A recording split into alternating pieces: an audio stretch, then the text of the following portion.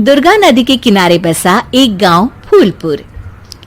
गांव में कुछ 100-150 लोग रहते थे। अंजलि, जो कि पास ही के जिले में रहती थी और 12वीं पास कर चुकी थी, उसके पिताजी ने बेटी को जल्दी विदा करने के लिए उसकी शादी फूलपुर गांव के मुकेश से करवा दी थी। मुकेश कभी स्कूल नहीं गया था और इस कारण वो पढ़ा लिखा नहीं था और बाकी गांव वालों की हालत भी मुकेश जैसी ही थी। मुकेश के घर में उसके माता पिता भी रहते थे। सासू माँ, मैं बाहर मंदिर तक जा रही हूँ, आधे घंटे में आ जाऊंगी। अरे अभी कहीं जाने की जरूरत नहीं है, चुपचाप जाके रसोई में रात के खाने की तैयारी करो। और ये घूंघट क्यों हटा लिया है तुमने? क्या पता नहीं कि इस गांव में औरतें बिना घूंघट के नहीं रहती। रात में अंजलि छत पर जाकर अपनी मम्मी से बात कर रही होती है। तभी गांव की 3-4 औरतें उसे देख लेती है और दरवाजे पर आकर उसकी सास से शिकायत करने लगती है। और क्या हुआ? अरे छत पे तो देखो, आपकी बहू मटक मटक के किसी से फोन पर बात कर रही है। दिन भर फोन पे लगी रहती है। अरे कल तो मंदिर के पास वो क्या कहते हैं, सेल्फी ले रही थी। शहर की बहू रखना अच्छा शान की बात है, पर देखना इसके लक्षण से ये तो तुम्हारे परिवार को बदनाम ना कर दे। ये पहली बार नहीं था जब सास से गांव के लोगों ने अंजलि की बुराई या शिकायत नहीं की हो। अब तो ये रोज की बात थी। अंजलि ये सब सुन लेती है। जब वो नीचे जाती है तो मुकेश भी वहां आ जाता है। सास कहती है, बेटा, लोग घर आकर शिकायत करने लगे हैं बहू के कामों की। देख लो, पति हो, संयम से रखो इसे। माँ जी, मैं तो अपनी माँ से बात कर रही थी क्योंकि यहाँ कोई बात करने लायक ही नहीं है और अब मैं माँ के पास ही रहूंगी। वहाँ क्या रहना, वहाँ बाहर के लोग तो ठीक है पर घर के लोग भी इज्जत ना दे सके। अरे नहीं नहीं अंजलि, ऐसा नहीं है, धीरे धीरे सब ठीक हो जाएगा, तुम फिक्र ना करो। अरे बस कुछ बोलना ही नहीं है, सर पे चढ़ा रखा है बहू को। सास मुकेश की नरम बात सुन के वहां से मुंह चढ़ाकर चली जाती है। मैं तो कहती हूँ हम दोनों शहर चले जाते हैं। मैं पढ़ी लिखी हूँ, मुझे वहां नौकरी भी मिल जाएगी और थोड़े दिनों में आप भी वहां कुछ काम ढूंढ लेना।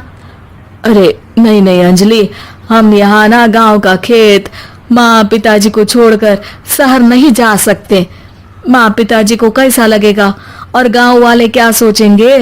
ये कहकर मुकेश सोने चला जाता है और अंजलि की गांव वालों द्वारा बुराई का सिलसिला बहुत दिनों तक चलता ही रहता है।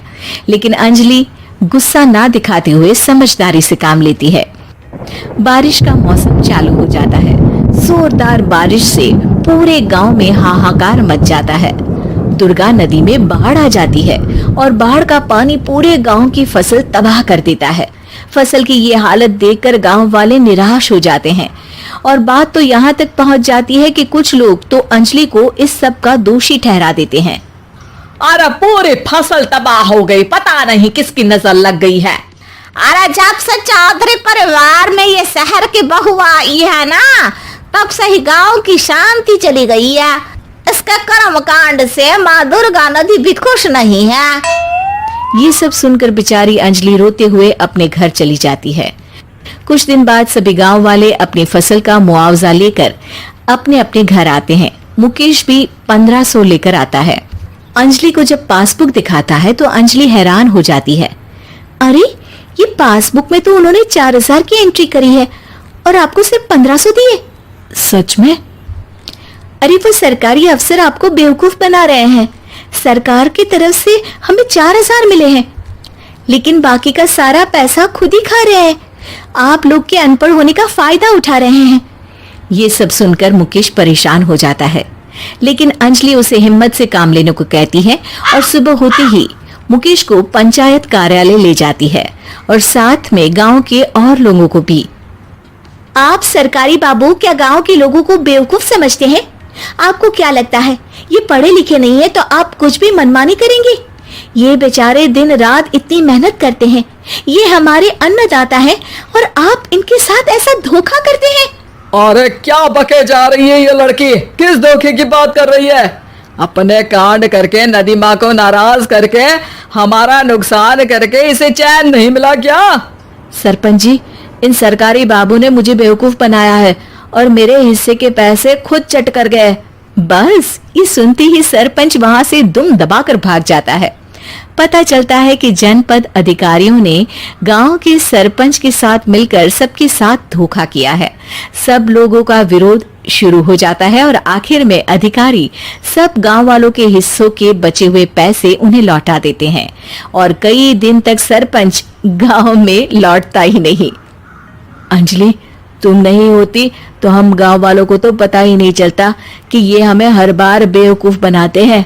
हाँ हाँ अंजलि बेटी, हमें माफ कर दो। हम सब तुम्हें बुरा भला कहते रहे, लेकिन तुमने ही आज हमें बेवकूफ बनाने से बचाया है। हमें तुम पर गर्व है बेटी। अब समझ आया कि सरपंच तुमसे नहीं, तुम्हारे पढ़े लिखे होने से नफरत करता था। क्यों ना इस बार हम अंजलि को ही सरपंच पद के लिए चुन ले? क्या कहते हो गांव वालों? पढ़ी लिखी सरपंच। बस पूरा गांव अंजलि के लिए ताली बजाता है और अंजलि की सास उसे खुशी से गले लगा लेती है।